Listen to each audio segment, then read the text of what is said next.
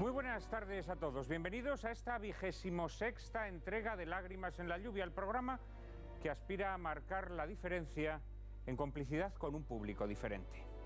Hoy, Domingo de Ramos, pórtico de la Semana Santa, les proponemos un programa muy especial. Vamos a tratar de adentrarnos en los misterios que rodean la pasión, muerte y resurrección de Cristo desde una perspectiva insólita. Les proponemos, en primer lugar, una revisión jurídica del proceso de Cristo rodeado de las más flagrantes ilegalidades. El Sanedrín se reunió en el tiempo pascual, cosa que le estaba prohibida. Los testimonios contra el reo fueron falsos y contradictorios. No hubo testigos de descargo, ni se permitió que el acusado dispusiera de defensor. La sentencia del Sanedrín, además, no fue precedida de la preceptiva votación. Se celebraron 2 sesiones en el mismo día sin la interrupción legal establecida entre la audición y la sentencia. El sentenciado fue después enviado a la autoridad romana, que el Sanedrín no reconocía como legítima y que además no tenía jurisdicción sobre delitos religiosos. El delito de conspiración contra el César, que los miembros del Sanedrín promovieron después, no estaba penado con la crucifixión a menos que hubiese mediado sedición armada, cosa que manifiestamente no hizo Cristo. Y en fin, dejando aparte otras irregularidades, el procurador romano, después de proclamar la inocencia del acusado, lo mandó a la muerte sin pronunciar la sentencia oficial, cosa que un juez no puede hacer, pues es tanto como abdicar de su oficio. Sobre las irregularidades de este proceso inicuo tendremos ocasión de discutir esta tarde en compañía de expertos y después hablaremos, a la luz de las revelaciones que nos procura la Sábana Santa de Turín, de los tormentos sobrehumanos que padeció Cristo, desde su apresamiento en Getsemaní hasta su muerte en la cruz, a la luz de las revelaciones que nos proporciona la Sábana Santa de Turín. Los azotes en el pretorio, la coronación de espinas, el acarreo de la cruz hasta el Calvario, el enclavamiento y las 3 horas de espantosa agonía. Trataremos de dar respuesta a las innumerables preguntas que la síndone suscita. ¿Se trata verdaderamente de la sábana que envolvió el cadáver de Cristo o más bien de una esmerada falsificación? ¿Cómo es posible que una tela de lino conserve 2000 años después huella minuciosa de todas y cada una de las heridas que le fueron infligidas a Cristo? Y todavía más, ¿cómo puede explicarse que la sábana muestre, como en un negativo fotográfico, una exacta imagen del hombre que padeció tales torturas? ¿Es posible que tales vestigios hayan quedado impresionados en la tela por una suerte de radiación? ¿Qué extraños fenómenos ocurrieron en el interior de aquel sepulcro de José de Arimatea en las horas posteriores al enterramiento de Cristo? Interrogantes a los que trataremos de aproximarnos sin actitudes preconcebidas, con respeto tanto a la metodología científica como a la sensibilidad de los creyentes.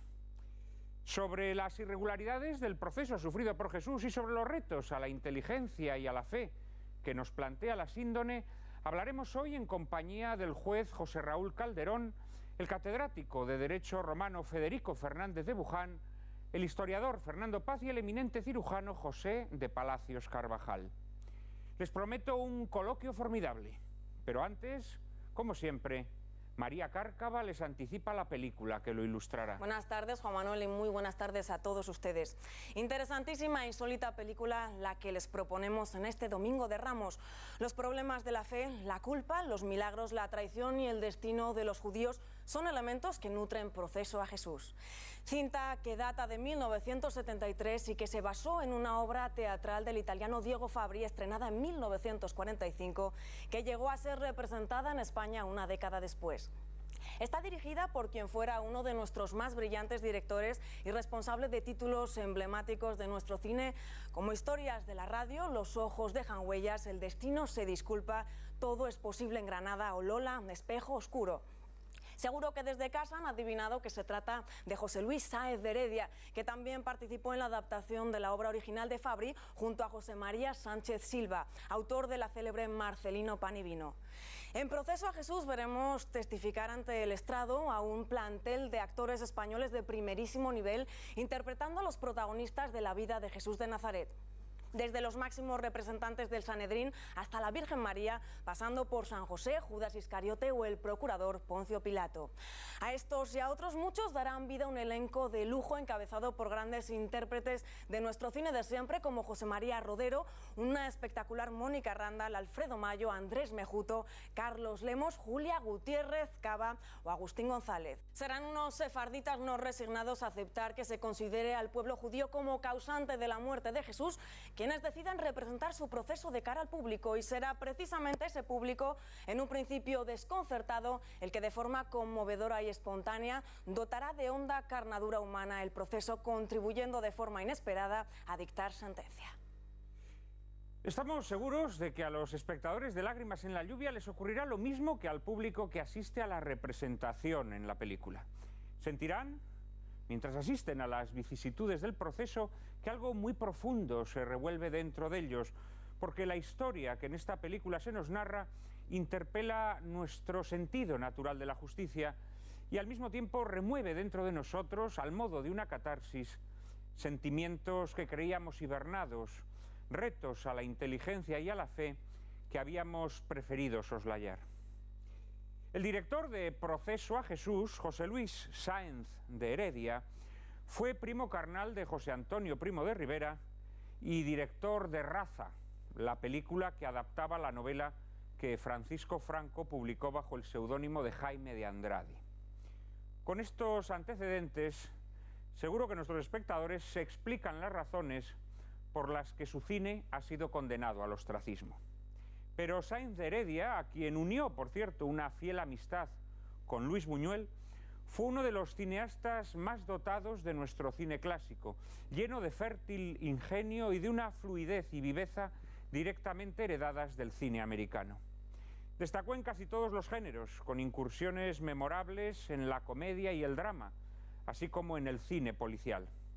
Proceso a Jesús se trata sin duda alguna de la mejor película de su última etapa y también de la aportación cinematográfica más impactante de José María Rodero, uno de nuestros más celebrados actores teatrales, cuyas virtudes interpretativas el cine no supo aprovechar en su justa medida. Que ustedes la disfruten.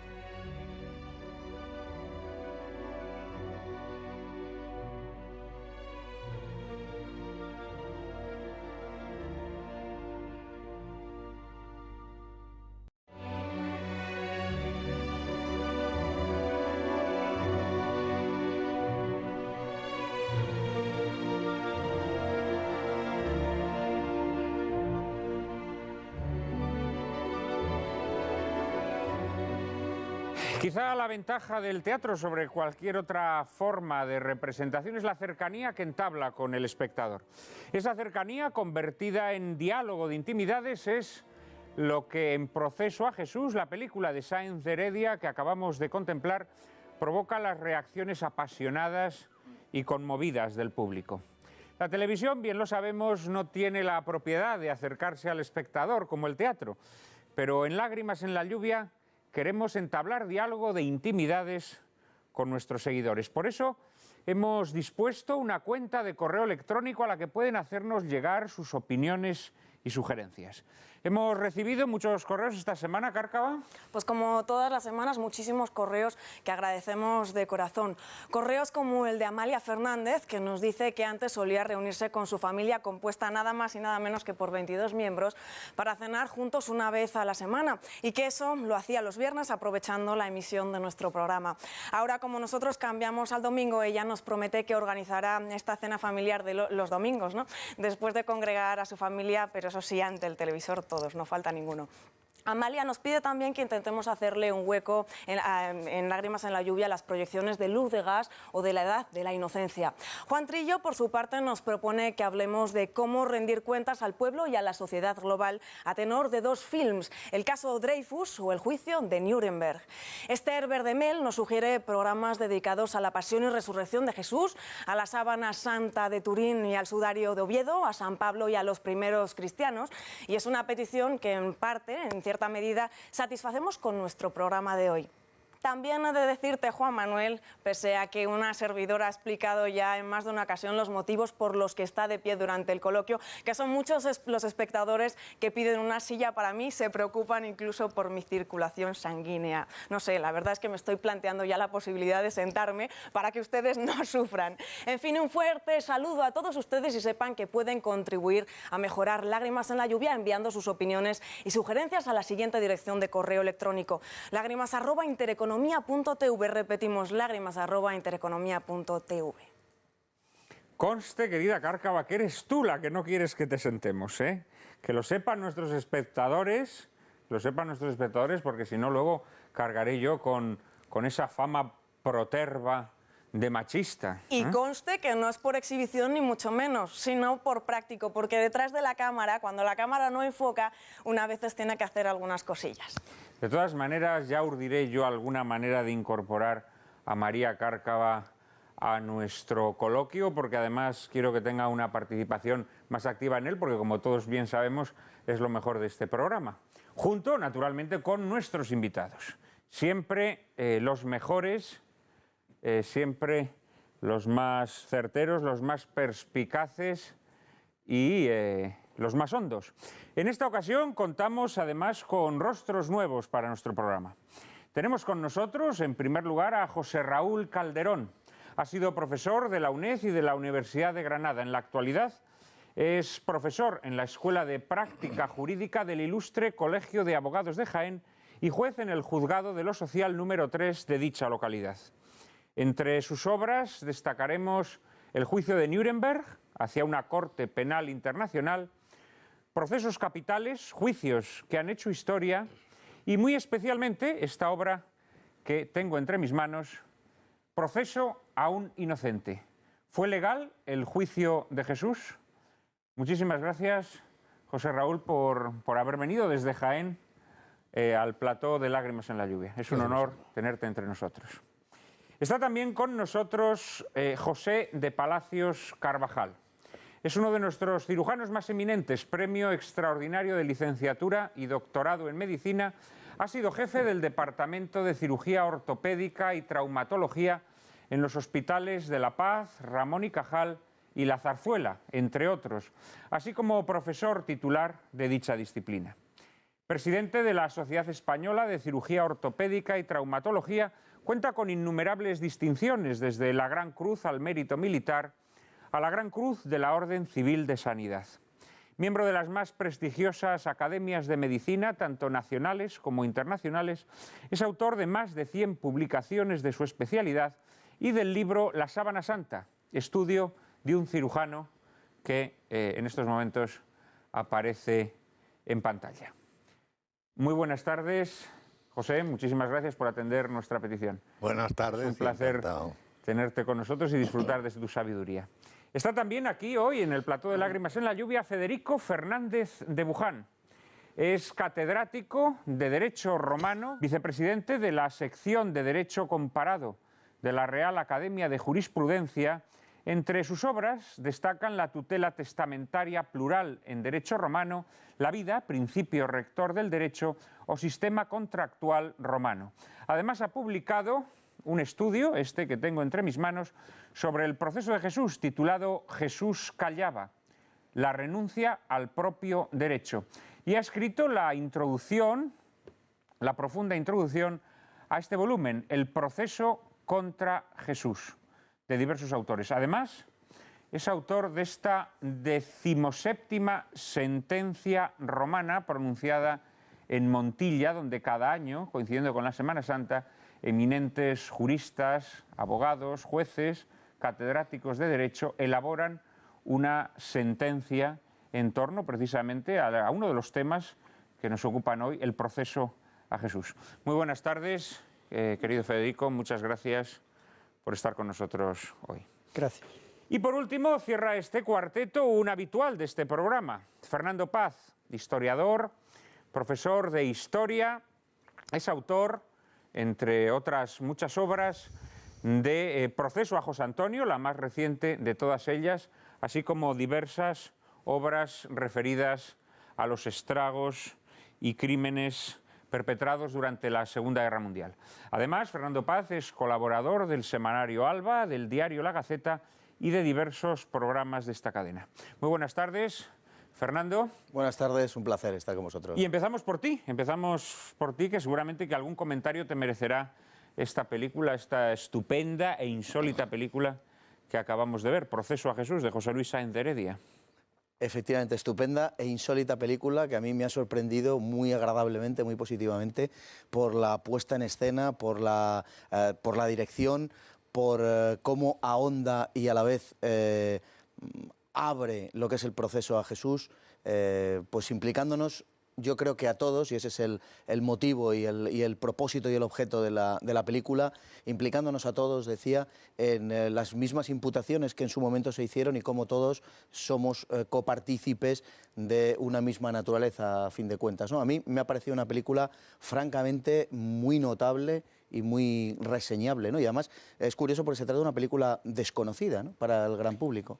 Es una película muy poco conocida, en efecto. Antes yo mencionaba pues que, claro, sobre Sáenz de Heredia pesa la condena de ser el director de Raza, de ser ya en la última parte de su carrera el director de Franco, ese hombre, y claro, y de ser primo de José Antonio Primo de Rivera, pero Sáenz de Heredia es uno de los grandes maestros del cine español, con títulos extraordinarios como Historias de la radio, que todos recordamos, una de las más grandes obras del cine español, con títulos como Los ojos dejan huellas, un extraordinario policíaco, una película policial que se cuenta entre las mejores también de la historia del cine español.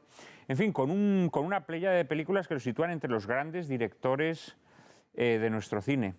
Proceso a Jesús es una película insólita, es una película atípica, es una película que no renuncia ni disimula su origen teatral, pero que curiosamente, sin disimularlo ni rehuirlo, en cambio logra crear en el espectador una impresión de viveza que muy pocas adaptaciones teatrales logran, ¿no?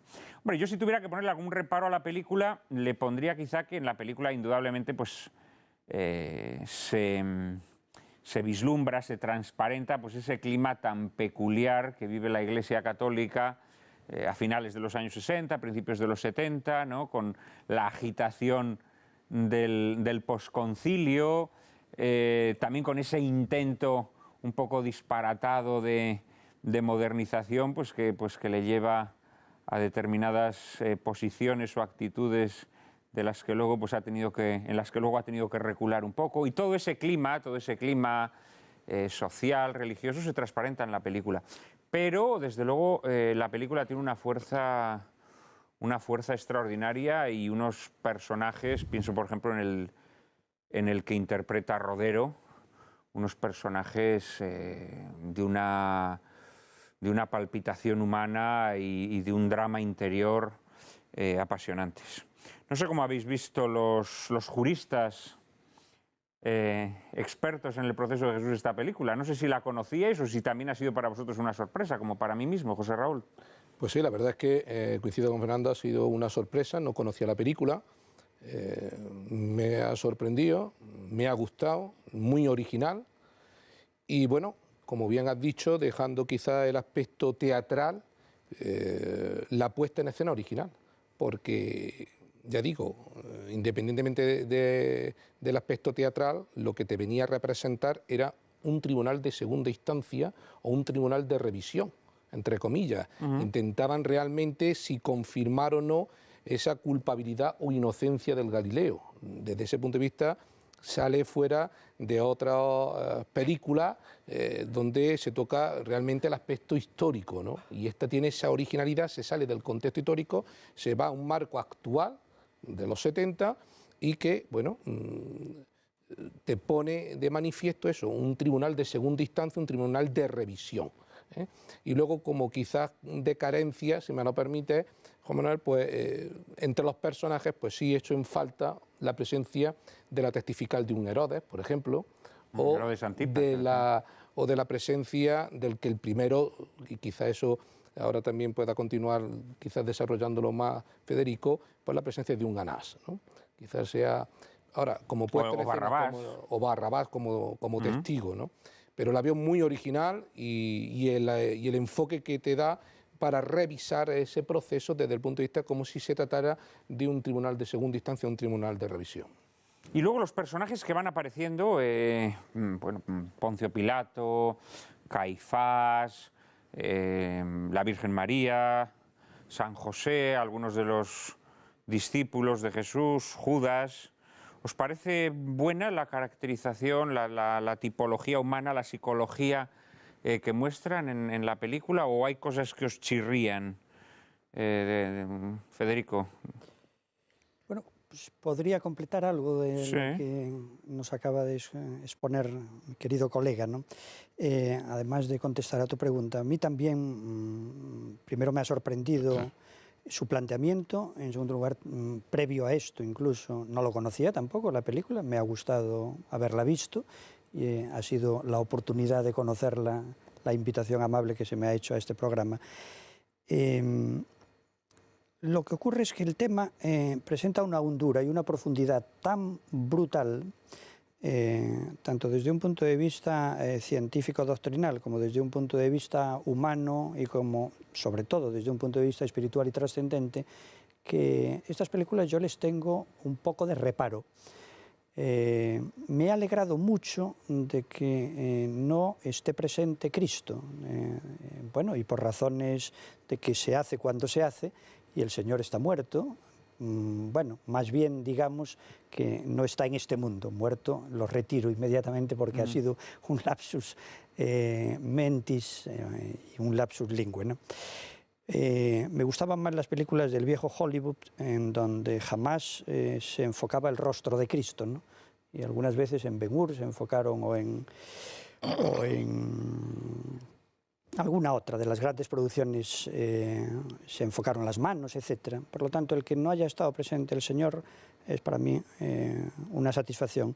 Yo, de echar en falta algún testimonio, creo que igual que hay juicios de cargo en todos los procesos, hay juicios de descargo, ¿no? Entonces, a mí me parece que la persona clave en el testimonio de descargo como intérprete, sin ser el propio Cristo, de las palabras de Cristo, es Pedro. Es decir, la persona que primero hace cabeza en el colegio apostólico y en segundo lugar, junto con Juan, sin duda ninguna, ¿no?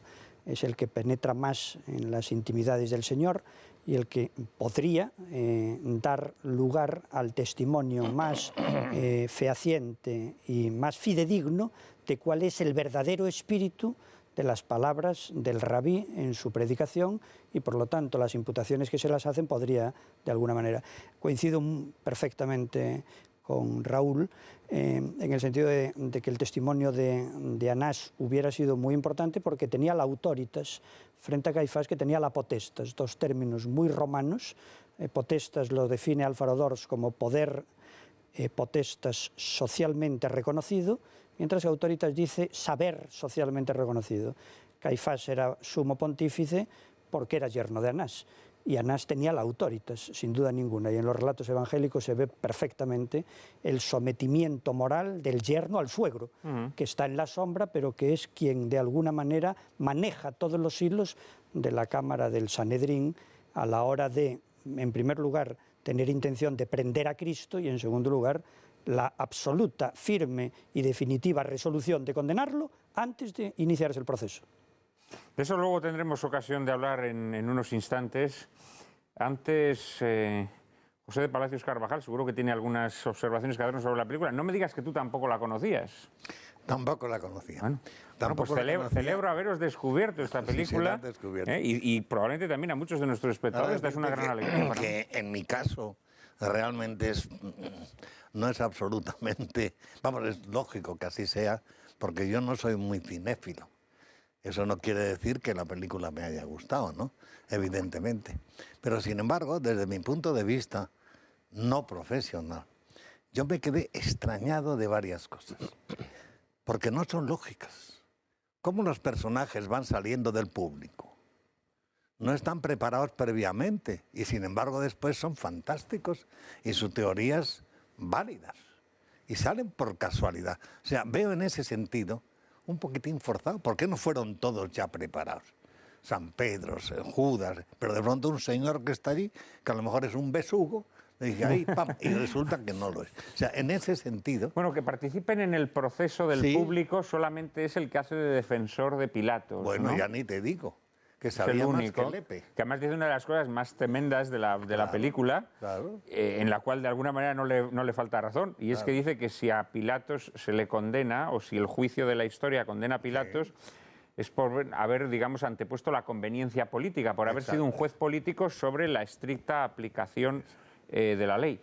Claro, evidentemente, si tenemos ese juicio histórico sobre Pilatos, imagínate el juicio que tendríamos que tener hoy en día sobre la inmensa mayoría de nuestros jueces estrella, ¿no? No sobre los jueces que trabajan con seriedad y con ecuanimidad en sus juzgados locales, sino los jueces estrella. Ya me entiendes a cuáles me refiero. Sí, ¿no? muy bien.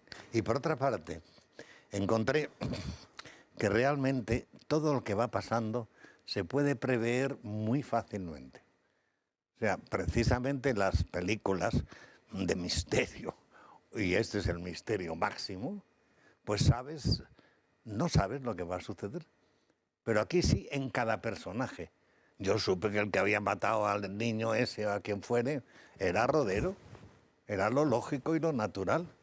La inquina constante, una serie de comparaciones que inmediatamente te relacionaban con ellos. O sea que yo no me quejo de la película, lo pasé gratamente, no magníficamente, pero gratamente, pero intentando, como es lógico, encajar las cosas y encajaban.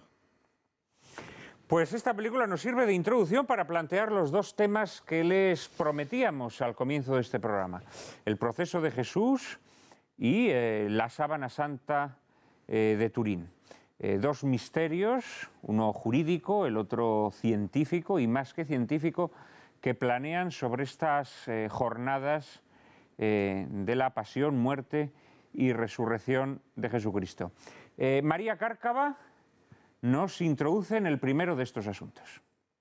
Después de la última cena, Jesús es prendido en el huerto de Getsemaní, a donde había ido a orar en compañía de sus discípulos, después de que el traidor Judas lo identificase dándole un beso.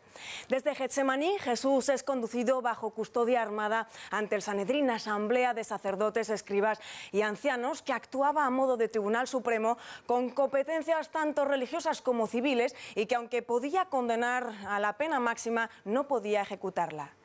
En el Sanedrín, Jesús será primero interrogado por Anás y posteriormente por su yerno Caifás, sumo sacerdote a la sazón, que se erige en juez y parte en un proceso que pisotea todas las garantías procesales a la luz de las disposiciones recogidas en el Talmud, donde se especificaba que los procesos criminales no debían celebrarse en sesión nocturna y que las sentencias de muerte no podían dictarse el mismo día en el que se celebraba la audiencia. Tras ser condenado por blasfemo, Jesús es conducido muy de mañana al pretorio para que Poncio Pilato, el procurador romano, aprobase y ratificase la condena. Pero el cargo que los miembros del Sanedrín esgrimen contra Jesús ante Pilato no es el mismo por el que unas horas antes había sido juzgado. Ahora ya no lo presentan como un blasfemo, sino como un sedicioso que trata de levantarse contra el poder de Roma. Poncio Pilato someterá a Jesús a interrogatorio sin hallarlo culpable y resuelve enviarlo a Herodes Antipas, que estaba en aquel momento en Jerusalén con motivo de la Pascua, alojado con su concubina Herodías en el palacio Asmoneo. Jesús, ante las preguntas y mofas de Herodes, guardará hermético silencio, una actitud exacta a la que mantiene cuando Pilato le pregunta: ¿y qué es la verdad? De regreso al pretorio, Pilato ofrece a los acusadores la posibilidad de liberarlo, haciéndoles elegir entre Jesús y Barrabás, un malhechor probablemente celote acusado de sedición. La multitud, enardecida por los miembros del Sanedrín, elige liberar, como bien saben, a Barrabás. Poncio Pilato piensa entonces que la sed de sangre del pueblo se saciará sometiendo a Jesús al cruel castigo de la flagelación. Pero el pueblo le exige que sea crucificado, ante lo cual Pilato no pronuncia sentencia alguna, sino que se lava las manos, temeroso de ser tachado por los judíos de enemigo del César, y entrega a Jesús a sus acusadores. Pilato, en fin, actuó por cálculo político antes que como administrador de justicia. Fue un prevaricador que, después de proclamar hasta 3 veces la inocencia de Jesús, terminó por entregarlo a la pena capital. Y Jesús, entre tanto, callaba. A nuestros invitados, sin embargo, les pedimos que hablen y nos ayuden a señalar las ilegalidades de este inicuo proceso. Así es, hoy nuestros invitados van a tratar de desmenuzar todas las irregularidades, ilegalidades, todo tipo de nulidades procesales, de lesiones a las garantías que se producen durante este proceso de Jesús. Estaría bien que dividiéramos un poco esta exposición en lo que podríamos llamar el proceso judío, es decir, el que se desarrolla ante los miembros del Sanedrín, los interrogatorios de Anás y de su yerno Caifás, y posteriormente lo que podríamos llamar el proceso romano, en el que Poncio Pilato es el que le pregunta a Jesús: ¿y qué es la verdad? Se le podría nombrar santo patrono del liberalismo. ¿Y qué es la verdad? Poncio Pilato, interroga a Jesús, lo envía a Herodes, y finalmente, después de no encontrar culpa en él, lo declara culpable. Pero habría que empezar, como digo, por ese proceso judío, que ya está lleno de irregularidades. No sé si compartís esta opinión, José Raúl. Entiendo que sí. Si bien es cierto que en el instante en que sucede estaríamos hablando de un derecho consuetudinario, y que tiempo después sería codificado con ese Talmud y como parte de él interpretativo de la Mishnah judía, sí podemos hacer una aplicación analógica al momento. No lo veo atrevido, lo veo lícito y permisible que se hiciera. Y a la luz de ello es cuando observo, se pueden apreciar una serie de irregularidades, serias irregularidades. Se le detiene de noche, se le procesa de noche, prácticamente en unidad de actos, sin esperar a la luz del día, como bien ha dicho María. Y bueno, eso formalmente, pero es que incluso dentro de la forma, en lo que es la propia prueba, no hubo una prueba lo suficientemente fuerte como para destruir la presunción de inocencia de este hombre, llamémoslo así. Los testigos que comparecían se contradecían. El primer interrogatorio no es precisamente quien toma la rienda, no es Caifás, es Anás. Anás, que habría que aclarar a nuestros espectadores, antes decía Federico que era, digamos, quien tenía la autoritas frente a Caifás, que tenía la potestas, pero aparte habría que especificar también que Anás, digamos, era un gran manipulador y el capo, digámoslo así, de una dinastía. Estaba profundamente resentido, era un gran odio el que sentía hacia Jesús. Yo creo que la gota que termina por colmar ese vaso es la expulsión de los mercaderes y los comerciantes del templo, que era una fuente de ingreso importante para él. Por eso su interrogatorio se basa fundamentalmente en su enseñanza, en su doctrina, en imponer tela de juicio la aplicación de la ley mosaica. Sin embargo, no le convence y toma ese testigo de la rienda Caifás. Pero claro, ¿dónde está realmente ese delito de blasfemia? Simplemente por el hecho de decir, tú dices que yo lo soy, el Hijo de Dios, pero si los testigos se contradecían entre sí, hiciste que se autoinculpase de ese delito. No llega realmente como tal a blasfemar, no llega a atentar realmente contra la divinidad y majestad de Dios. Jesús efectivamente no nombra el nombre de Dios y le responde cuando le dice, tú has dicho que eres hijo de Dios, y le dice, tú lo has dicho. Correcto. Esa es la expresión que utiliza Jesús. Aparte hay otros temas, Federico, yo no sé si podríamos decir, ¿el Sanedrín podía reunirse y dictar una sentencia penal en un asunto criminal en Pascua? Bueno, yo en Pascua honestamente no lo sé. Yo diría si ya con carácter general en cualquier tiempo A ver, Sanedrín es una palabra de origen etimológico griego, que solamente significa reunión de hombres sentados. O sea que los textos evangélicos que han sido escritos, 3 en griego y 1 en arameo, utilizan Sanedrín, es una palabra griega. ¿A qué se refieren los evangelistas cuando dicen la asamblea sanedrita o el Sanedrín? Pues a una cámara que en el tiempo de Cristo, porque la primera vez que se regula el Sanedrín es en el libro de los Números. Entonces ahí se regula la composición, atribuciones y funcionamiento. Ahí hay una serie de normas procedimentales. Entonces después, consuetudinariamente, van surgiendo una serie de normas que, como dijo muy bien Raúl, se van a recoger en el Talmud. Pero las normas procedimentales de jurisdicción, es decir, el Sanedrín es un órgano político, es un órgano jurisdiccional y es un órgano religioso. Cuando Cristo nace, todo Palestina, entendiendo por tal, Galilea, tierra de los gentiles, Samaria, algunos dicen Samaria, no lo sé nunca muy bien cómo decir, Judea y Idumea están bajo Herodes el Grande, que es el de la matanza de los inocentes, y es reino asociado. Entonces, en ese momento está reinando, más que reinando, el emperador y dueño del mundo es Octavio Augusto. Los evangelistas han puesto el marco histórico, dice, cuando nace Cristo es un empadronamiento de un censo ordenado por Octavio Augusto, siendo Quirino gobernador de Siria, etcétera, etcétera. ¿Y quién está como poder político? Herodes el Grande. En tiempo de la muerte de Cristo, que son 30 y pico años más tarde, que tampoco hay ningún dato histórico para saber el pico cuál sería, ¿quién reina o quién gobierna en Judea? Gobierna en Judea Poncio Pilato, que es un prefecto o procurador imperial. ¿Y a quién sucedió Poncio Pilato? Pues sucedió a Arquelao, que era un hijo de Herodes el Grande. Cuando Herodes el Grande muere, divide su reino en 4, y por eso se habla de tetrarcas. Entonces le corresponde a Judea, le corresponde a Arquelao, que es un hijo suyo, que deja bueno a su padre, que es más sanguinario todavía que su padre, hasta el punto de que cuando vuelve la Sagrada Familia de Egipto, dice que José, enterándose de que en Judea gobernaba Arquelao, se va a Galilea y vuelve a Nazaret. Entonces, competencia del Sanedrín. ¿Tiene competencia jurisdiccional total y absoluta?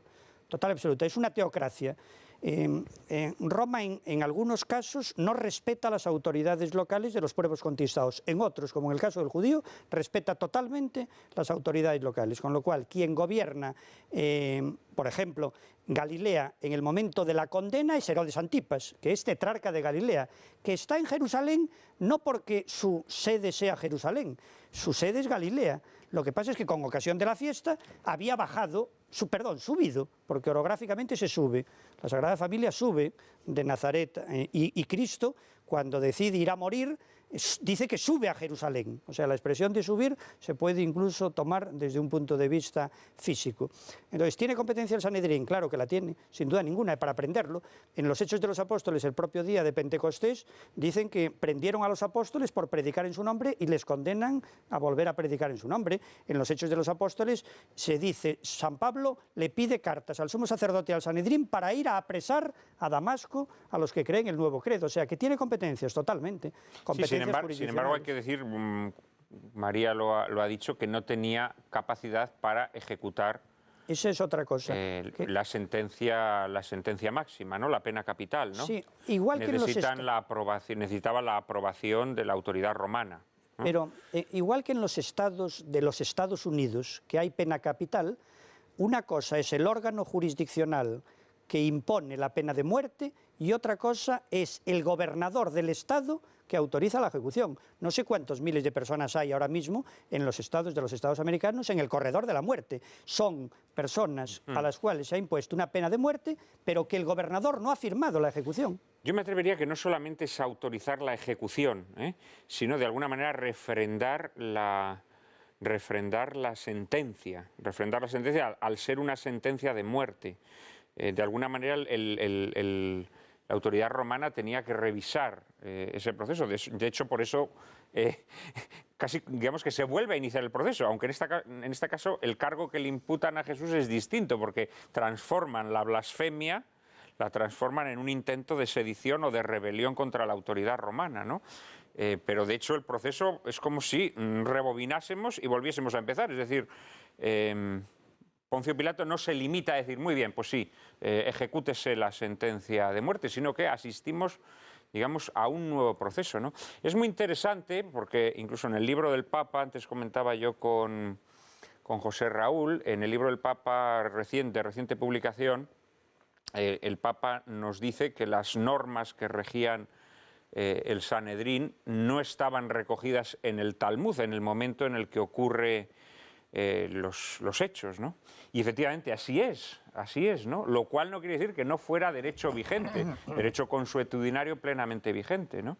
Y según ese derecho consuetudinario, luego recogido en el Talmud, efectivamente no se podían celebrar procesos penales por la noche, efectivamente la audiencia, digámoslo así, y la sentencia tenían que ser actos separados, ¿no? Y con un día de intervalo entre ellos. Es decir, que hay una serie de irregularidades muy notorias, ¿no? Por no hablar, claro, que Jesús es vejado y maltratado en el curso de los interrogatorios, cosa que tampoco tengo muy claro que un tribunal pudiese hacer, ¿no? Así por las bravas, como hace en aquel momento. José, tú dices que no. No, la corona de espinas...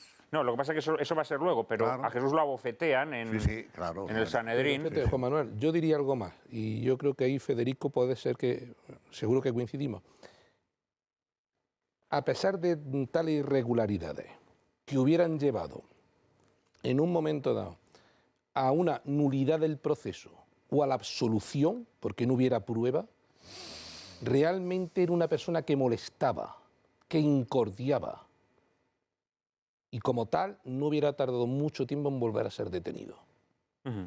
Sí, eso parece que está claro. Vamos a seguir en un minuto, después de la publicidad, hablando del proceso de Jesús.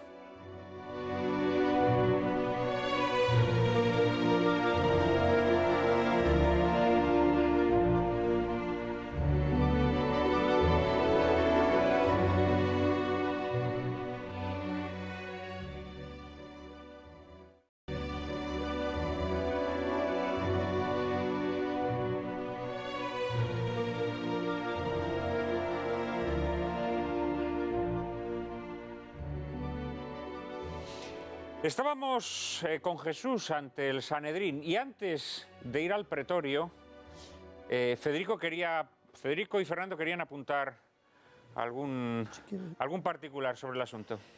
Bueno, los escrituristas, que no juristas, pero escrituristas, sí, hombre, los textos evangélicos son la principal fuente.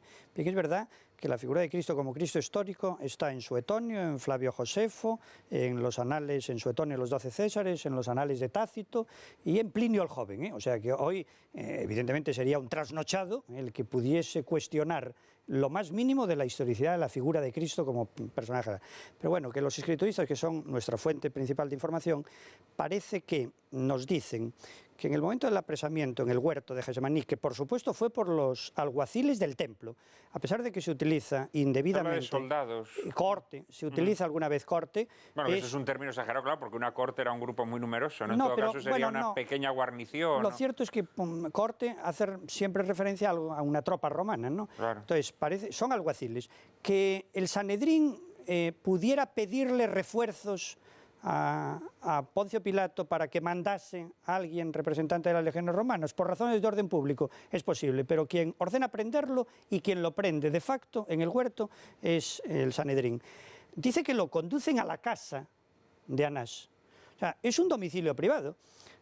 Por deferencia, por respeto, por sumisión y por las tres cosas a la vez, Caifás lo manda a la casa de Anás para ver Anás qué piensa acerca, no tanto del interrogatorio. Yo coincido total y absolutamente con Raúl diciendo la condena estaba impuesta antes de que comenzara el proceso. Es decir, los textos evangélicos están constantemente diciendo el Señor predicaba en Galilea y no iba a Judea porque sabía que iban a prenderle. Los herodianos y los fariseos se conjuran para ver cómo acabar con él.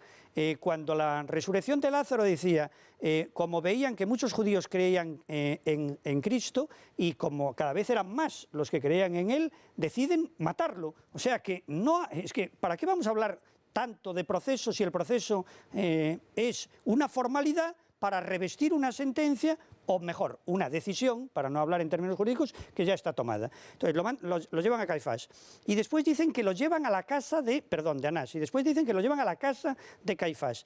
algunos escrituristas bastante autorizados dicen que para salvar la inobservancia formal procedimental, después hacen de madrugada un mini proceso en donde reproducen todo lo que habían hecho en domicilios privados por la noche. Y es después de ese mini proceso, en donde está todo ya decidido, con la pregunta última, yo te conjuro por el Dios vivo que digas. Entonces es cuando lo llevan a la Torre Antonia, que por cierto se llama así por Marco Antonio, y que está construida por Roma. Tampoco Pilato tenía sede en Jerusalén. La sede de Pilato es Cesarea de Filipo. Y estaba allí otra vez por la fiesta, nada más, porque no estaba en Jerusalén. Allí por la fiesta, porque Herodes claro. Igual. Entonces, dicen que lo llevan a la Torre Antonia, que Roma había construido de alguna manera casi profanando el lugar sagrado, pegado al templo. Y es más, en los relatos evangélicos, si recordáis, dicen que los sanedritas que lo llevan, y dicen, aquí te lo traemos, y te lo traemos porque y lo traen ya condenado, Y decía, y si no hubiera sido culpable, no lo hubiéramos condenado. Y no entran en el pretorio porque como querían comer la Pascua y se tragan siempre un elefante, pero cuelan un mosquito, pues evidentemente para no contaminarse. Entonces se lo llevan para que decida si autoriza o no. Tu planteamiento, que es correcto, desde un punto de vista de fondo, es verdad que Pilato, si ve que es manifiestamente injusta la condena, no autoriza, pero yo, humildemente, entiendo que no hay dos procesos, hay un proceso. Después lo que pasa en Roma tiene evidentemente hay uno. Lo que pasa que, si te das cuenta, los miembros del Sanedrín, cuando quieren que Poncio Pilato ratifique la sentencia, de alguna manera cambian el cargo. Cargan la incriminación. Cambian el cargo, es decir, pasa de ser un blasfemo a ser un sedicioso. Claro, también es verdad que a Poncio Pilato no le podías ir con temas de blasfemias a un Dios en el que no creía, ¿no? Pero lo que sí es evidente es que hay una maniobra política por parte del Sanedrín, que actúa de forma muy, muy irregular. Hombre, otra de las cosas que, por lo que he leído en vuestros libros y en otros semejantes, se especifica es que tiene que haber una votación muy rigurosa de los 71 miembros, creo que son, del Sanedrín, ¿no? De esa votación no queda constancia en el Evangelio, y hombre, es de pensar que al menos habría miembros como José de Arimatea o como Nicodemo que se habrían opuesto muy acaloradamente a esa sentencia. A José de Arimatea y a Nicodemo no se les nombra en esta fase en los Evangelios, lo cual nos hace pensar incluso que esta sentencia contra Jesús se evacua en circunstancias extrañas en las que quizá no todos los miembros, o casi seguro no todos los miembros del Sanedrín están presentes. O sea, las irregularidades son tremendas. Fernando, ya acabamos esta parte y pasamos al proceso romano. Claro, es que es la historia de algo tan familiar como una prevaricación, ¿no? Es decir, el Sanedrín lo que hace es disponer una máquina judicial en función de una resolución que ya ha adoptado previamente. A lo que van es a prender a Jesús y a acabar con él, ¿no? Hasta tal punto, bueno, esa es la casta sacerdotal de los saduceos, que es la que maneja todo este asunto, que era de un, digamos, nivel de afinamiento político muy alto, ¿no? De hecho, los saduceos después de la destrucción del templo, como sabemos, desaparecen de la historia de Israel, ¿no? Lo que hay es un cambio, realmente, una mutación en la naturaleza de la acusación. Claro, a Poncio Pilato no le pueden ir con una acusación de blasfemia, porque Poncio Pilato, en definitiva, ¿qué es lo que dice? Esto son cosas vuestras. A mí, ¿por qué me venís a venir con estas historias de las blasfemias y con...? No. Entonces, ¿qué es lo que hacen ellos? Cambiar esa naturaleza de la acusación y dicen, bueno, es que es un sedicioso. Es que aquí hay mucha gente en Jerusalén en la Pascua y se puede liar un buen altercado a causa de este predicador, ¿no? Y entonces todavía Pilato les remite el reo a Herodes diciendo, bueno, si es que esto no es de mi jurisdicción. Entonces yo de alguna manera tengo una relativa, y entiéndase lo que digo, simpatía por Poncio Pilato. Él se ve muy presionado, y de todos los actores, en fin, en conflicto en este caso, dejando de lado el reo por supuesto, es uno de los más honestos dentro de su esencial culpabilidad, si se quiere, pero es el que más trata de resistir la comisión de una injusticia. Lo que pasa es que al final los propios judíos le amenazan con ir al César, por decirlo así. Le dicen, no eres amigo de César. Bueno, no, la verdad, esos judíos eran unos zarrapastrosos, o sea, no nos engañemos, o sea, Pilato era un cobarde químicamente puro, amén de un relativista, ¿no?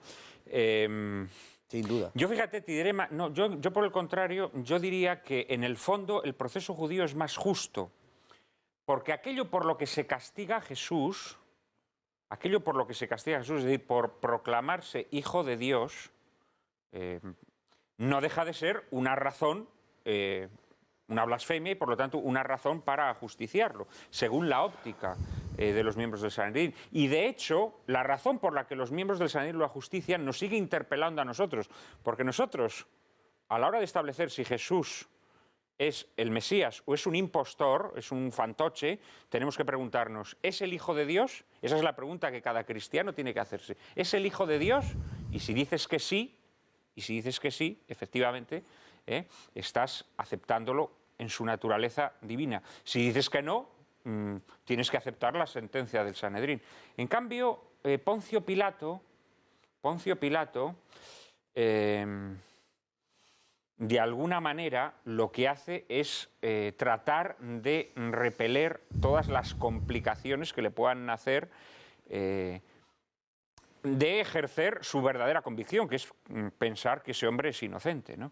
Lo cual creo que lo convierte en un personaje como mínimo medroso, ¿no? Y, como decía antes, yo promotor del liberalismo, del relativismo y de todos los ismos cochambrosos que han caído sobre nosotros, ¿no? Sin duda, en siglos posteriores. Sin duda, pero es también ajeno a una tradición que no se puede explicar a Jesús de Nazaret, mientras que los miembros del Sanedrín sí, y no actúan con una mínima honestidad exigible, sino que a lo que van es a condenarle, con independencia de que en él se puedan cumplir lo que los profetas han dicho del Mesías. Eso no les interesa. Lo que les interesa es que no es el Mesías que ellos esperan. Un Mesías liberador nacional, un Mesías que pueda levantar la bandera de la rebelión, o de todo lo contrario, pero una bandera política en todo caso, y al ver frustrados ellos sus expectativas, es cuando actúan de una forma que me parece más profundamente deshonesta, precisamente porque Poncio Pilato está al margen de esa tradición, lo ignora todo al respecto. Yo creo que Pilato no quiere hacer justicia, sinceramente, creo que le da igual, quiere quitarse de encima un problema político. Luego, por otra parte, Pilato no era un hombre como Dios manda, perdonadme la broma, porque todo hombre como Dios manda hace caso a su mujer. Todos sabemos que hay que hacer caso a la mujer, porque la mujer siempre tiene razón, ¿no? Y Poncio Pilato, a pesar de que su mujer le está diciendo que ese hombre es justo, no le hace caso. Pero seguramente que nuestros expertos, juristas, son capaces de señalarnos así rápidamente las irregularidades más gruesas que se producen en este segundo proceso de Jesús, digámoslo así. Jesús en el pretorio, Jesús ante Pilato. José Raúl. Bueno, la primera de ellas, más que como un prólogo, ¿no? Y continúo con lo que ha dicho Fernando, ¿no? Es decir, efectivamente se presenta como un blasfemo y a partir de ahí, bueno, él se da cuenta que es un delito menor y de naturaleza religiosa, no le interesa, se cambia la imputación. Que podríamos hablar, como también ha dicho Federico, un único proceso o un doble proceso, como tú también igualmente has dicho, Manuel, en el sentido de que rebobina y comienzas con una nueva imputación, y no solo la de sedición.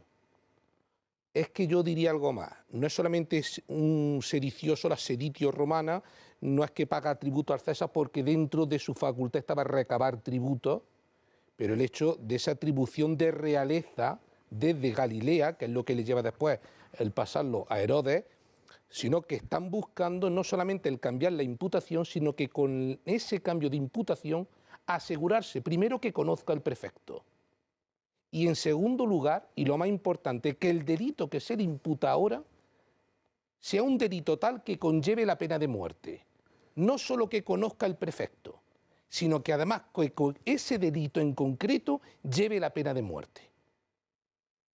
A partir de ahí, lo somete a 3 interrogatorios, y Federico podrá puntualizarlo más, y yo ya le cedo el testigo, en un proceso, en un procedimiento que yo entiendo que podría ser la cognitio extraordinem, que por 3 veces lo declara inocente, y aun a sabienda de esa inocencia, aunque llevara consigo eso el ius gladi, pero termina por poder más la presión política que la verdaderamente jurisdiccional. Un Con el primer interrogatorio, paréntesis- vamos a aclararle a nuestros espectadores. Un primer con el interrogatorio. paréntesis, Juan Manuel, de realmente la competencia en ese sentido, porque empieza el primer interrogatorio, empieza a conocer, ve que es inocente, pero se da cuenta cómo le están apuntando, no es que viene haciéndolo desde Galilea, y surge la presencia de Herodes Antipas por la festividad de la Pascua. Pero si tú desde primera hora vas a conocer por el delito político como que se lo pasa a Herodes. Claro, porque Herodes no Simplemente tenía por el funciones hecho- jurisdiccionales en este caso concreto, ¿no? Es una pregunta que me Es formulas. una pregunta que os lanzo. Vamos a ver. Respondedmela brevemente. A Cristo se le llama Jesús Nazareno y se le pone eso en el INRI Él no es de Nazaret, él nace en Belén de Judá. Entonces, él es de Judea, no es Galileo. Todos sus discípulos son galileos, él no.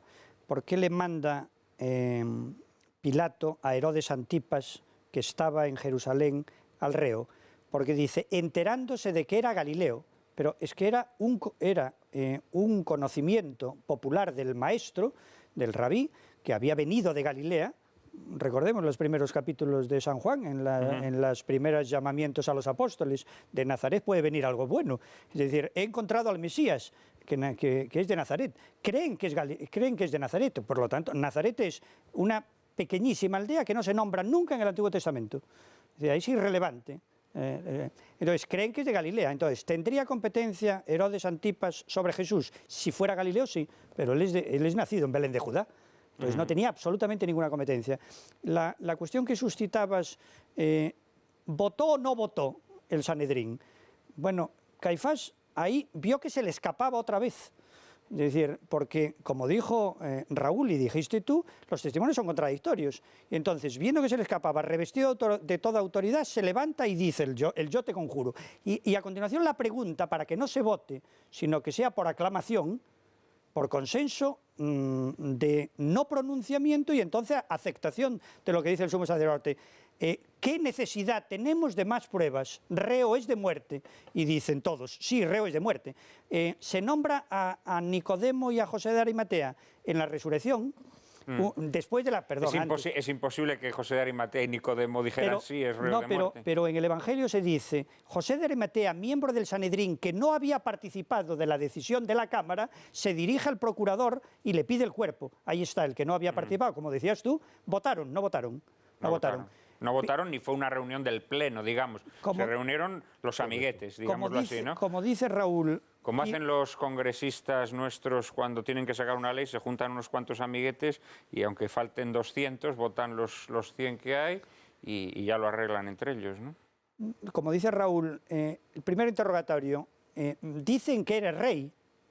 Es lo que le dicen. Dicen que eres rey. Cristo, mi reino no es de este mundo. Si mi reino es fuera de este mundo, legiones de ángeles vendrían aquí.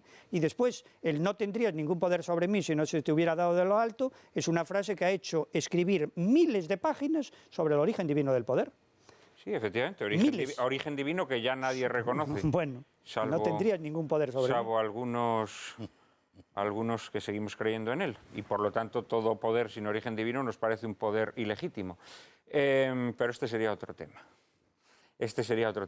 Es muy interesante. Has hablado de 3 interrogatorios. Un primer interrogatorio previo al envío a Herodes Antipas.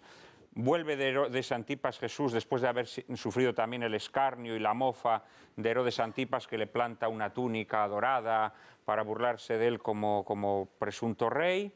Vuelve Jesús a ser interrogado por Pilato, y Pilato decide, para aplacar, digamos, los ánimos encolerizados de algún sector de los judíos y de los miembros del Sanedrín, decide mandarlo a ser flagelado.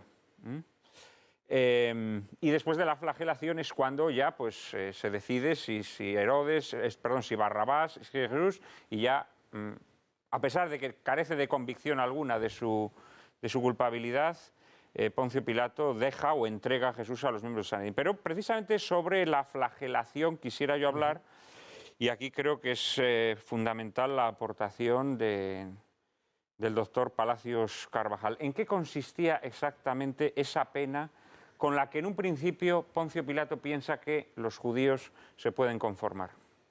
Esa pena era una salvajada monumental. Indudablemente la flagelación se hacía de muchas maneras.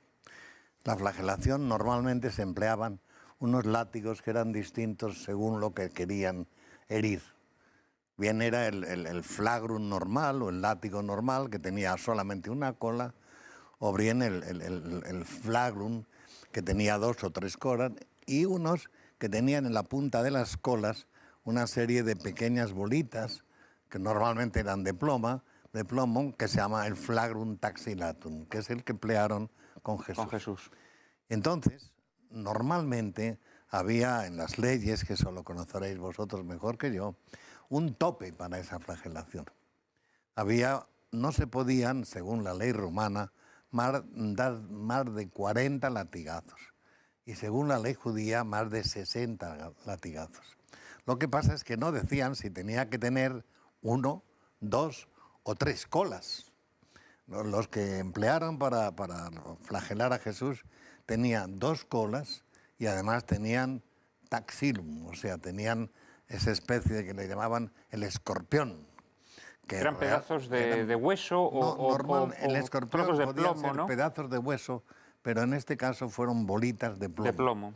Que le llaman las alteras, porque tienen lo mismo que las pesas de la halterofilia, que es una barrita y 2 pesos a su lado. Entonces a Jesús, le dieron exactamente 120 golpes. Esos 120 golpes en la sábana santa se ven perfectamente y van por parejas. Luego sabemos que era un flagrum taxilatum de 2 colas. Si hubiese sido de 3, estarían juntos los grupos, pero en la sábana santa se ve perfectamente. También sabemos que fueron 2 los verdugos que le aplicaron la pena de la flagelación, y uno era más alto que otro, porque por la dirección látigo y la dirección ve perfectamente cómo están improntadas las heridas en el cuerpo de Jesús. Con la flagelación ya había muchos presos que morían. ¿Cómo? Por la inmensa carnicería que provocaba Séneca describe, este flagelo, ¿no? Y lo describe también Suetonio, y hay varias descripciones de flagelación en que realmente, como esa película tremenda de Mel Gibson. De Mel Gibson, en que los evisceraban, llegaban a eviscerarlos por ruptura de la pared abdominal. Eran muertes verdaderamente tremendas y muchos se quedaban ciegos. Ahora, realmente los ejecutores eran gente muy profesional porque evitaban los sitios que fueran vitales. O sea, normalmente en el precordio hay muy pocas que en el resto, hay muchas menos que en el resto, y así respectivamente, porque llegaban a la muerte con facilidad. Y me imagino que muchas veces estos latigazos llegarían a la pleura, por ejemplo, que es dolorosísimo, ¿no? No llegaban a... La pleura llegó solamente la famosa lanzada de Longinos. Esa fue post-mortem. Sí, luego hablaremos de eso. Pero esa fue post-mortem. La flagelación... De lo que sí tendríamos que hablar también es de la corona de espinas. Bien, la corona de espinas... Que también se le pone en este momento y que es muy distinta a como la gente se la imagina, ¿no? Sí, completamente diferente. Cuando sale destrozado y le ponen esa túnica y le dan esa caña, pues entonces deciden ponerle una corona de espinas, que por cierto no hay ningún crucificado que haya llevado nunca corona de espinas, y eso está estudiadísimo, sobre todo por Siliato, en que lo demuestra casi, ¿no? Esa broma macabra de la corona de espinas. Entonces, la corona de espinas es un bonete, y ese bonete, como es lógico, pincha por arriba y por abajo. Y está una especie de casco que se... Con un bonete, un casquete, está compuesto de unas plantas que se llaman el Cyzipus spinacristi, hay muchas plantas espinosas que tienen espinas de aproximadamente 8 o 9 centímetros, ¿no? Entrelazadas entre sí, se lo ponían en la cabeza. Pero a ver quién es el guapo que aprieta. Y entonces tenía una cenefa de una cinta, y de esa cinta colgaban otras 4, 2 delante y 2 detrás. Y tirando de ellas, encajaban y clavaban las espinas en la cabeza de Jesús. Y están contadas los pinchazos tremendos y la sangre que salió. Igual que hay 120 heridas por el flagrum, sabemos que hay 50 pinchazos en el cuero cabelludo. Algunos de los cuales probablemente llegaran a alcanzar a los huesos craneales, ¿no? Sin duda. Pero no por la atravesar, profundidad de la lo espina, lógico, ¿no? No, claro. José Raúl, querías... Sí, una matización respecto de la flagelación. Con independencia de las lesiones, desde el punto de vista de la medicina, y yo matizo un aspecto dentro de la flagelación, y es que la flagelación yo considero que no fue una pena. Es decir, la flagelación no fue la verbaratio romana, que era la pena de azote. La flagelación respondió a una coercitio romana. Es decir, la flagelación no tuvo lugar después del tercer y último interrogatorio, al cual es condenado a pena de muerte. A él se le condena a pena de muerte, y concretamente a la pena de muerte por crucifixión. No a morir en la cruz previamente de flagelo, no. La flagelación no precedió a la pena de muerte por crucifixión. La flagelación fue una coercitio romana, no una verbaratio romana. Aclara los términos a nuestros espectadores. Claro, la coercitio romana era sencillamente eso, era una manifestación de esa coercitio, de esa... del poder coercitivo. Del poder coercitivo del prefecto de Roma. ¿Con qué finalidad? Con sonsacarle la verdad al reo. Era una tortura.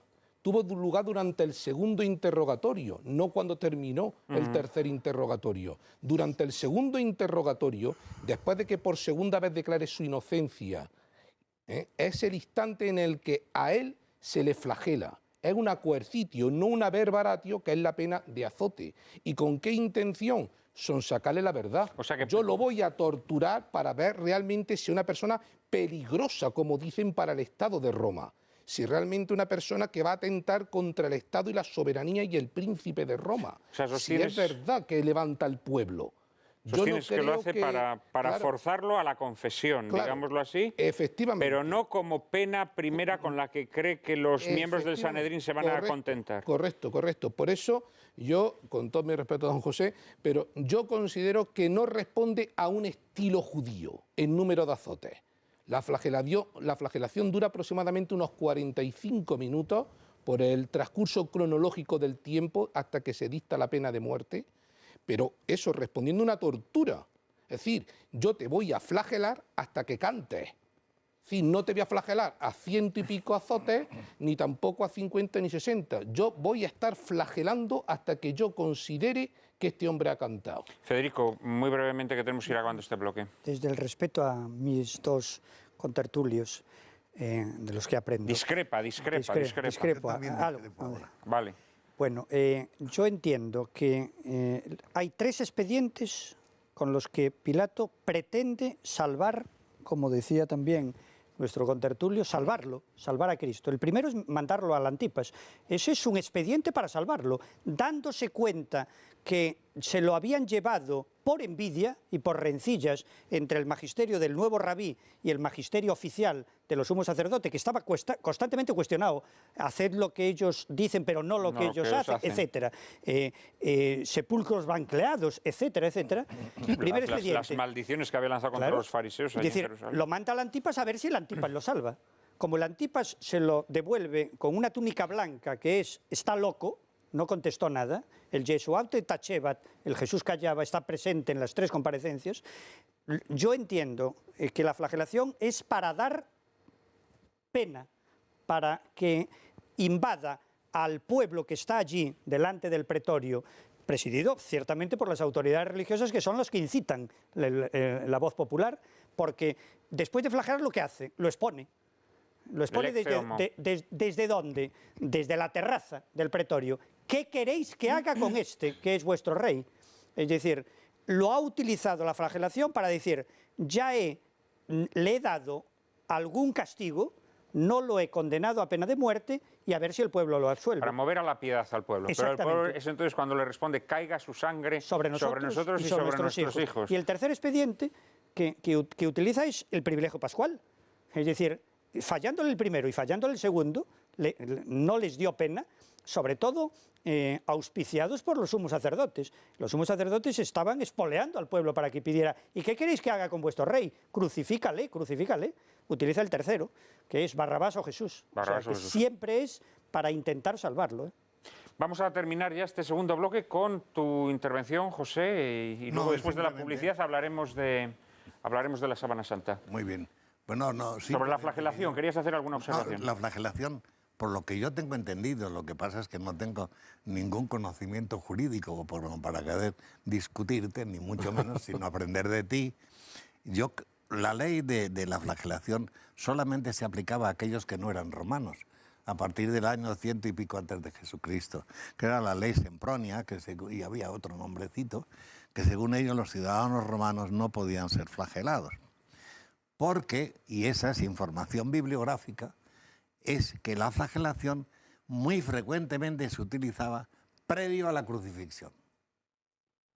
Pero eso no estoy absolutamente seguro. De ahí que fuera irregular en el caso de Cristo el que le hicieran la flagelación sin haberle condenado a muerte. O sea que probablemente, pues en medio de esas dos posibilidades latinas que tú has dicho y que no puedo ni repetir, pues está la posibilidad. Bueno, pero en cualquier caso, 3 versiones de esa pena de flagelación y las 3 que nos han aportado nuestros invitados, si se dan cuenta ustedes, las 3 contienen irregularidades que contribuirían a hacer de este proceso que hemos analizado un proceso archinulo. Después de la publicidad hablaremos, como les anticipaba antes, de la Sábana Santa.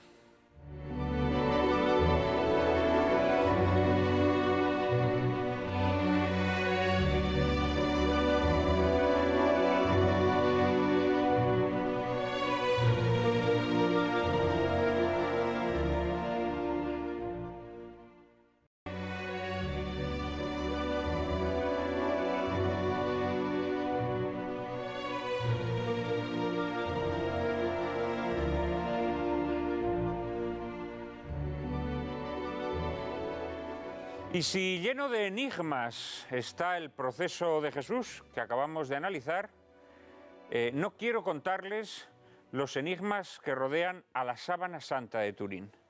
María Cárcava nos introduce en el asunto. La Sábana Santa, también conocida como la síndone de Turín, es una tela de lino que muestra la imagen de un hombre que presenta marcas y traumas físicos propios de una crucifixión. Se halla en la capilla real de la Catedral de San Juan Bautista en Turín y sus dimensiones son de 436 centímetros por 113.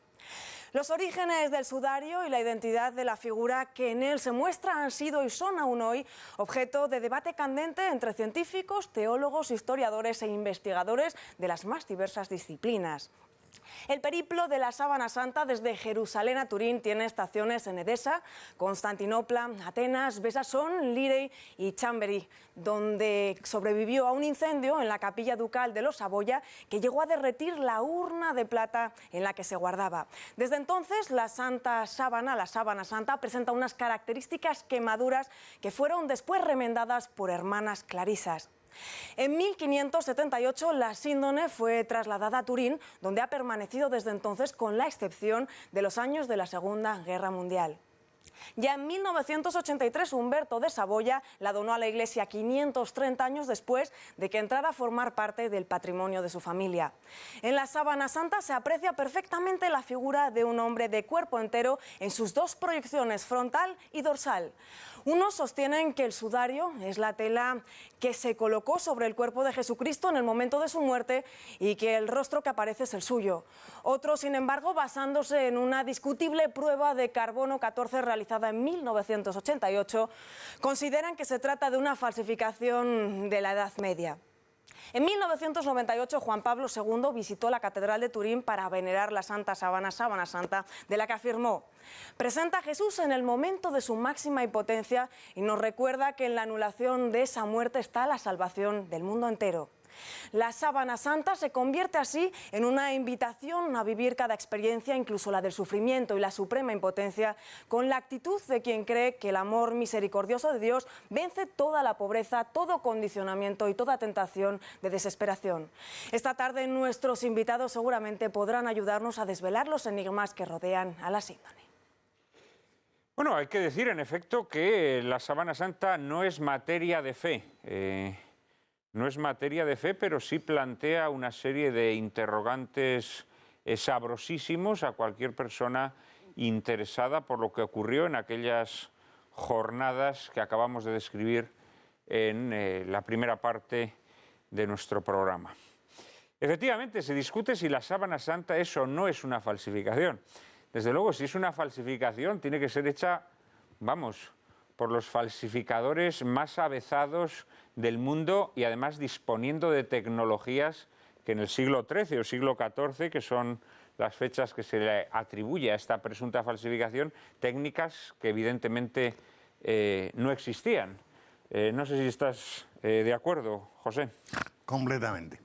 La sábana santa es única, infalsificable y verdadera. Y eso está total y absolutamente demostrado científicamente. Y además... Hubo, sin embargo, este momento, creo que fue en el año 88, que nos ha comentado María, sí, en el que se hacen unas pruebas de carbono 14, sí, que la Iglesia, de forma quizá un tanto ingenua... la Iglesia dijo que sí. No, que la Iglesia en ese momento, pues... Hombre, claro. acepta, en un momento de titubeo, claro, acepta, ¿no? Muy poquito tiempo, pero sí. O sea, la petición de datación por el carbono 14 no la hizo la Iglesia, sino que una serie de laboratorios que trabajaban en el carbono 14 en 3 lugares distintos del mundo, que fue en Oxford y que fue en California, pues entonces pidieron hacer la datación. Y la Iglesia lo aceptó. Y entonces, con una serie de métodos que estaban perfectamente tipificados, porque el que describió la manera de hacer la datación del carbono 14, que era el profesor Libby, por el cual tuvo el premio Nobel de un par de años después, así se hizo. No voy a decir cómo se hizo porque estaríamos aquí toda la tarde, pero el caso es que se hizo. Y entonces los datos que dieron los 3 laboratorios era que la sábana santa era de 1200 y pico a 1360. O sea que era una sábana que tenía una figura, pero que tenía esa datación. Fue la Iglesia la que dijo, bueno, pues bendito sea Dios.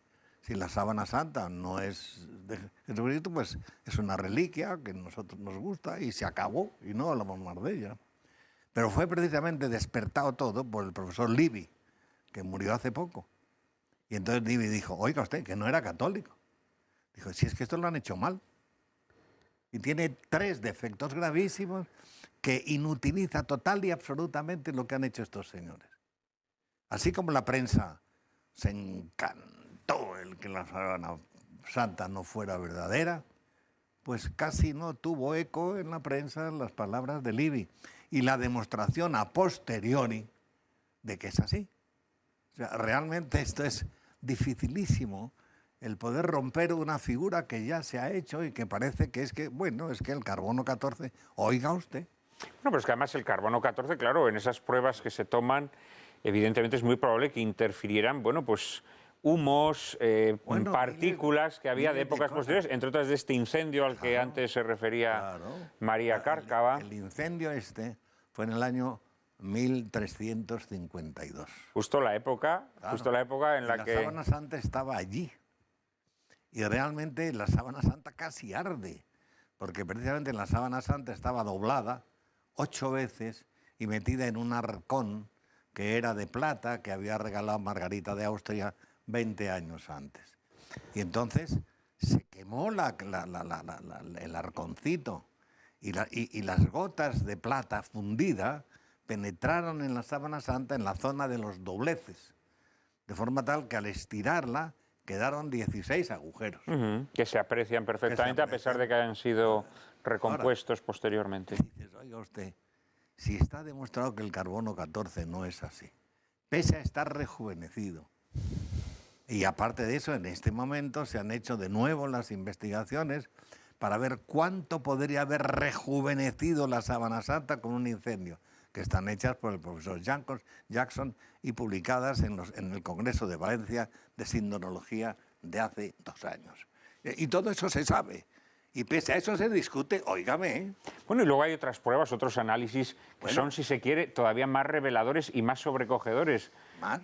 Con diferencia que el del carbono 14, que es, por ejemplo, el hallazgo de restos de polen de plantas, primero algunas que solamente existen en Palestina y luego plantas que están extintas, digámoslo así, y que solo existieron en la época de Jesús, ¿no? Eso es, exacto.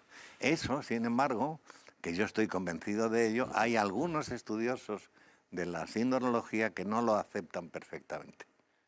Fernando. Vamos a ver, la prueba del carbono 14 de entrada es la única prueba que desdice de un sinnúmero de pruebas que son favorables a la datación en el siglo I de la síndone. Pero es que además la prueba del carbono 14 se ha efectuado sobre un objeto que ahí la Iglesia fue tremendamente ingenua a la hora de facilitar el experimento, la datación, porque realmente, y yo me acuerdo de la facultad cuando estudiábamos en prehistoria, una de las primeras cosas que nos explicaban era que el carbono 14 servía para datar objetos, sobre todo, que hubieran estado enterrados o que hubieran estado en el interior de cuevas. Es decir, la mera exposición a la atmósfera ya altera la posibilidad de la datación, ¿no? Específicamente recuerdo que nos decían, esto era 2 o 3 años antes de la datación de la Sábana Santa, nos decían que no servía para objetos que fueran vestidos o telas. Era una de las primeras lecciones de la asignatura de prehistoria. Y efectivamente, por ejemplo, sabemos que el hilado, el tejido del lino de la Sábana Santa pertenece a una forma que no se fabricaba de modo alguno durante la Edad Media, sino que es muy anterior, que es de origen sirio-palestino, para entendernos, que probablemente procede de la zona de Damasco. Es de una elaboración bastante rica, como corresponde a las posibilidades que tendría un José de Arimatea a la hora de comprar una sábana, en fin, para unos lienzos, como dice San Juan, para enterrar al maestro, para envolver al maestro. Y, por tanto, el hecho mismo de la datación de ese objeto es ya más que discutible. Es verdad, como decía el doctor Palacios Carvajal, que a la prensa le faltó tiempo para que el hecho de que una sola prueba desdijese, por decirlo de alguna manera, el cúmulo de pruebas anteriores que ya existían favorables a la Sábana Santa, pues saliera prácticamente en portada. Yo estoy recordando incluso un telediario que abrió con el falso medieval que le llamaron en su momento. Todos recordamos ese telediario. Sí, todos lo recordamos porque además fue una noticia dada con gozo, digámoslo así, por el Matrix Progre, ¿no? Con auténtico gozo. El doctor Palacios Carvajal quería decir algo. Que existen otra serie de métodos de datación que se han empleado también. Y uno de los más importantes es el de la evolución degenerativa de la lignina. Entonces, en los hilitos de lino, pues tiene un preparado determinado químico que es la lignina. Y la lignina, conforme va pasando el tiempo, va pasando por otra serie de estructuras que es mensurable cronológicamente. Y esto, que está hecho perfectamente, demuestra que la Sábana Santa tiene de 1000 a 3000 años de antigüedad. Todavía no está exactamente clasificada. Pero hay otras cosas más curiosas también, que realmente ves cómo es falso la datación que hicieron estos 3 laboratorios tan importantes. Por ejemplo, los ojos de Padre Failas. Padre Failas es un jesuita de Chicago, que es un hombre verdaderamente curioso, que vio con una serie de técnicas especiales fotográficas que en los ojos de Jesús había unas monedas. Entonces aquí todos sabéis que hay sitios en España que todavía a los muertos les pones una monedita para que los ojos se queden cerrados. Lo que pasa es que luego se la quitan. Y a Jesús le pusieron unas moneditas y se quedaron. Y entonces son perfectamente visibles. Y esas moneditas con esas técnicas fotográficas, que perdonadme que no os diga exactamente cuáles son, porque lo desconozco, pues se ve perfectamente que una es un leptum simplum y otra un dileptum, que son las monedas que mandó acuñar Pilatos en el año, me parece, 3 o 4 de la era no cristiana, y que dejaron de circular en el año 50. ¡Qué casualidad! Y están ahí. Es una manera de datar también. Y hay muchas maneras que están de esa manera. Os contaría muchas, pero realmente aquí lo que queremos es no contar muchas cosas, sino decir muchas cosas. No, y aparte, bueno, digamos que todo esto que hemos hablado hasta ahora sirve para lo que podríamos llamar la datación de un objeto, ¿no? En este caso de un lienzo de lino. Pero claro, quizá lo más sobrecogedor es lo que vemos en ese lienzo de lino. Los espectadores de Lágrimas en la lluvia están viendo constantemente imágenes, Pues en este momento esa imagen.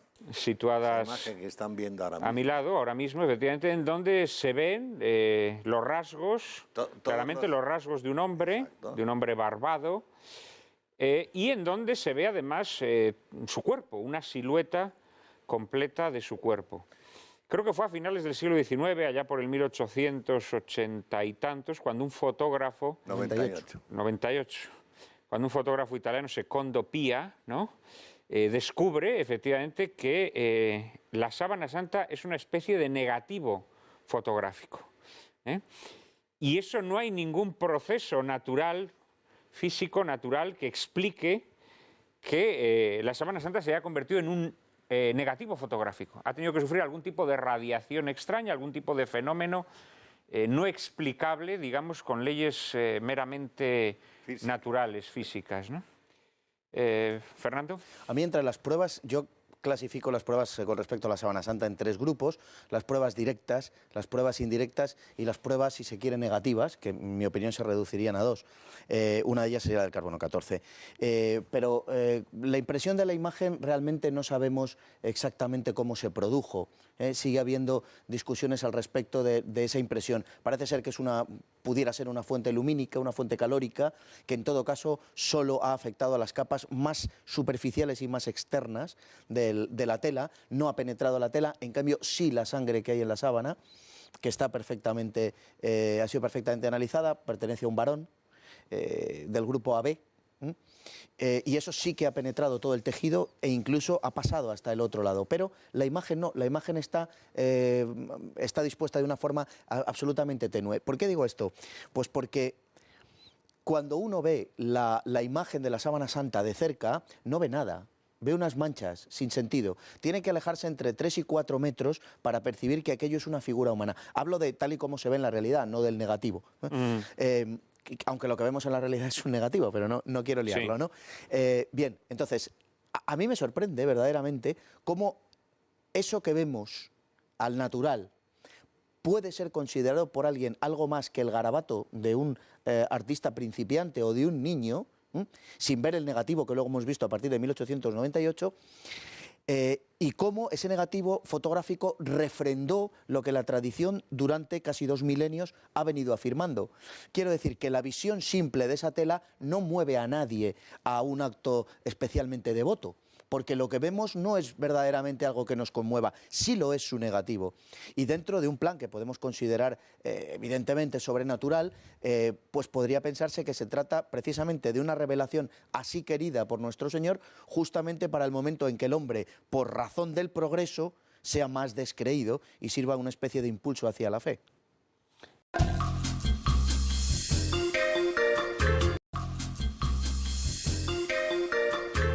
José Raúl. Retomando las palabras de Fernando, que vienen a ser también las tuyas, efectivamente, la síndrome no es dogma de fe. Eso está claro, no es dogma de fe. Pero si es cierta, sí fortalece la fe. Porque lo que vendría a confirmar la resurrección de Cristo no es dogma de fe, cierto. Pero si es cierto, vendría a confirmar la resurrección de Cristo, que sí es dogma de fe. Y por lo que quizás nos toca a los dos, tanto a Federico como a mí, por lo que no cabe duda, en lo que al proceso se refiere, es que describe perfectamente la pena de muerte por crucifixión. Bueno, es que eso es lo que yo sugería antes, ¿no? Es decir, la impresión de la imagen sobre el lino, que es difícilmente explicable por procedimientos naturales, sin embargo, sí, efectivamente nos invita a creer en esa resurrección, ¿no? En el libro del doctor Palacios Carvajal hay unos trabajos francamente admirables del jesuita Manuel Carreira, ¿no?, donde se habla de la resurrección y en donde se trata de describir, naturalmente desde nuestra pobre perspectiva humana, ¿no?, en qué puede consistir eso de la resurrección, ¿no? Y verdaderamente ese proceso que describe el padre Carreira nos permite explicarnos esa impresión que existe en la tela del lino de la sábana santa, ¿no? es verdaderamente algo misterioso, algo sobrecogedor y algo que efectivamente, como ha dicho muy bien Fernando Paz, solamente hemos podido descubrir a medida que el progreso tecnológico nos ha permitido hacerlo. Pero durante muchos siglos los cristianos veneraron ese pedazo de tela sin ver lo que nosotros vemos hoy, ¿no? Pues yo solamente quería comentar que hay otra serie de situaciones y de experiencias que han hecho demostraciones múltiples, como es lógico en este sentido, y que no vamos a poder explicarlas todas, como es natural. Pero con respecto a la resurrección y al padre Carreira, que es íntimo amigo mío, si no, no estaría ni le hubiese pedido ayuda, porque es una de las personas no solamente mejores, sino aparte de eso, más sabia, tiene una explicación en que acerca la ciencia a la fe, o la fe a la ciencia. No cabe la menor duda que la impronta de la sábana santa penetra poquísimo, penetra, me parece que son 600 y pico nanómeros, que para la gente saben que un nanómero es la millonésima parte de un milímetro. Eso es lo que penetra. O sea que si la sábana santa la lavaran, no quedaría nada, si hubiese sido por arrastre. O sea, no hay tinción. Y entonces, ¿eso cómo es posible? Entonces el padre Carreira, que es físico, es astrofísico. Desde luego con los métodos del siglo XIII sería imposible. Imposible, claro. ¿Cómo se va a pintar eso? Por eso la llamaban la aqueiropolleta, la que no está pintada por la mano del hombre. Pues eso puede ser de la siguiente manera. Todo proceso físico desarrolla energía. Todo cambio de un proceso físico a otro, del sólido al líquido, todo desarrolla energía. El paso de un momento en que un cuerpo humano está sometido a todas las leyes de la física, pasa a otro momento, por la muerte, en que no existe ni el espacio ni el tiempo. Eso significa liberación de energía. ¿Qué energía? No lo sabemos. ¿Cómo lo impronta? No lo sabemos. Pero lo que es indudable es que ahí termina la ciencia y empieza la fe. Federico. Bueno, después de escuchar al doctor Palacios Carvajal, uno se siente reconfortado, ¿no?, de todo lo que sabe, y lo que primero que invita es a leer el libro, ¿no? Entonces, yo que no sé nada de la cuestión, honestamente no tengo ningún conocimiento. Me ha encantado el final de la intervención de Fernando Paz, esto de que Dios haya podido prever en sus inescrutables designios el que los hombres del siglo XXI, con todo el avance tecnológico que tenemos hoy, pudiéramos llegar a contrastar la autenticidad de la sábana santa, me consuela muchísimo como creyente, ¿no? Bueno, de entre las múltiples reliquias que han llegado a nuestros días en su condición de santas reliquias, y que ninguna tenemos los cristianos porque no están en el credo apostólico, obligación de creer, la más creíble, sin duda ninguna, es la sábana santa, porque claro, la cruz, la emperatriz, primero madre de Constancio y después esposa de Constancio y madre de Constantino, que encuentra la cruz del Señor. Bueno, pues se sabe que si se reuniesen todos los restos que hoy se dan y se veneran en muchas de las iglesias, pues sería mucho más de una cruz, etcétera, el sudario, etcétera, el santo grial, el cáliz. Parece que hay que empeñarse en demostrar que la sábana santa no es auténtica desde un prejuicio, porque parece que lo razonable, lo lógico y lo sensato es creer que es auténtica, ¿no? Y por eso me ha encantado tu reflexión Antes final. de terminar, sería muy interesante, José, también que le especificásemos a nuestros espectadores que en ese cuerpo que se vislumbra en el lienzo, en la sábana santa, aparecen efectivamente todas y cada una de las lesiones que le fueron infligidas a Cristo durante la flagelación de la que hemos hablado, la corona de espinas, los clavos de la cruz, evidentemente, las raspaduras que recibe por soportar sobre sus hombros la cruz, la herida del costado. La herida del costado, Claro, la herida todas del y cada una de esas. Y esas que sí penetró la pleura. Lo único que pasa es que fue post-mortem. Y entonces, como es lógico, en el espacio pleural, que es, la pleura está pegada al pulmón y pegada al tórax, para que se deslice cuando respiramos, la pleura, pues, varietal o visceral, se mueve. Pero en ese espacio cayó sangre de los traumatismos. Y entonces hizo lo que se llama un hemotórax, o sea, que se llena de sangre. Pero como tardó mucho tiempo, desde que murió hasta que lo bajaron de la cruz, se sedimentó la sangre. Cuando se hace en la velocidad de sedimentación, ¿qué se hace? Se mete en un tubito, los elementos formes van para abajo, que son colorados, el suelo se queda arriba. Igual pasó. Longinos le da la lanzada para comprobar que está muerto. ¿Y qué sale? Suero, que decían agua, y sangre, que no estaba coagulada. Y ahora, aparte de eso, lo que es muy importante decir...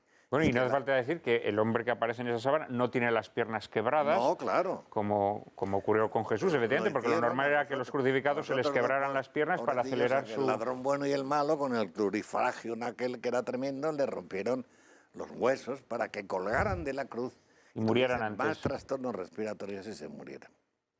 Pero aparte de todo eso, que conociendo la pasión, vemos la fotografía de la sábana santa, el cuerpo de Jesús con todas las lesiones. Hay veces en que más que con el Evangelio, y hay veces que menos. O sea, el Evangelio, por ejemplo, no habla de las caídas de Jesús. Ningún Evangelio. Y sin embargo Jesús se cayó. ¿Por qué? Porque en la sábana santa vemos perfectamente las lesiones de las improntas, de las erosiones de las rodillas, incluso polvo, que se ha hecho estudios microscópicos del mismo polvo que ahora mismo cogemos nosotros en la Vía Dolorosa. Y eso no está en el Evangelio. Y sin embargo en el Evangelio está el sudor de sangre, que como es lógico no está en la sábana santa. O sea, la sábana santa es, el Papa Juan Pablo II decía que era el quinto Evangelio. Y es verdad, es concomitante y es además, pues ambos se complementan realmente de una forma maravillosa y exacta.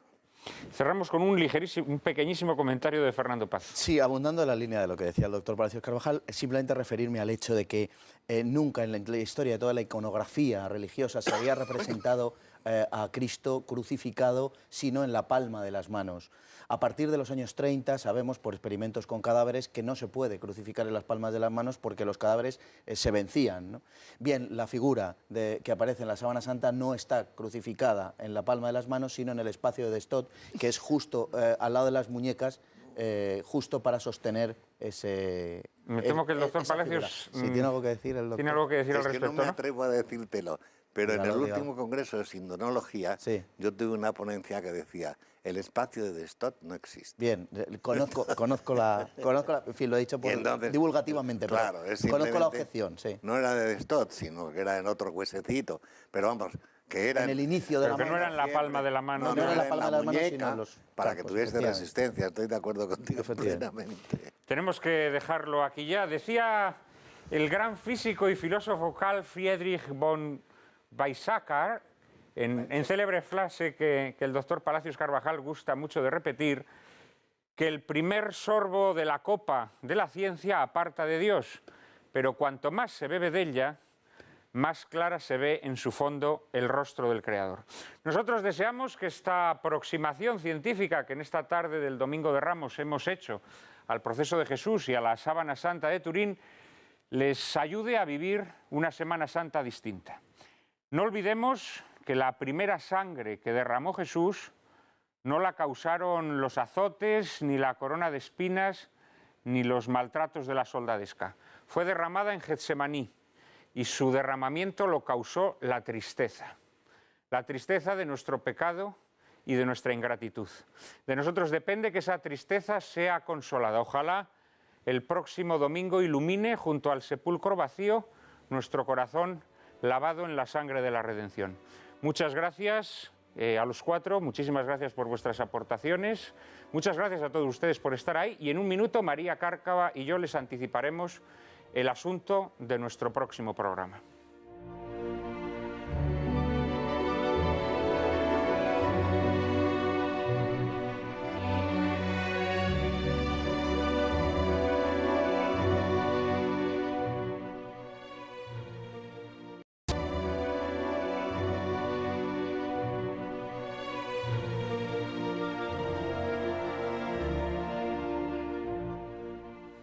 Bueno, Gárcava, yo creo que pocas veces se había hecho en televisión un programa de estas características, ¿eh? Es para estar orgulloso. Espero que hayas disfrutado tanto como yo. La verdad es que creo que ninguna edición de Nuestras Lágrimas, Juan Manuel, tiene características que se vean a día de hoy en otros programas de televisión. Y a tu pregunta, mi respuesta.